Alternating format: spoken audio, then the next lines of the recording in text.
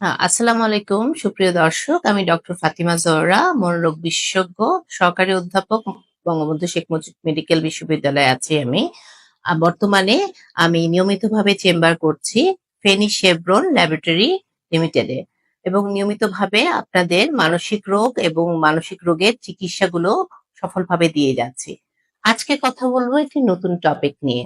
আজকে আমরা কথা বলবো আমাদের বাংলাদেশের মানসিক রোগী এবং কি ধরনের মানসিক রোগ পাওয়া যায় সে বিষয়টি নিয়ে। তো আমরা জানি হচ্ছে যে আসলে মানসিক রোগ যখন কথা বলা হয় যে মানসিক সমস্যা অথবা মানসিক রোগ যখন আসলে আমাদের কাছে আসে বিশেষজ্ঞ চিকিৎসকদের কাছে, তখন তারা অনেক রকমের প্রবলেম নিয়ে আসে।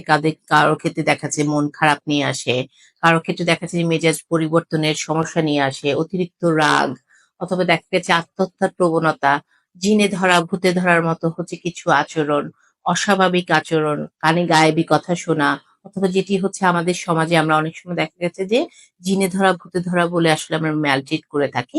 এগুলো আসলে সচরাচর আমাদের মানসিক রোগ।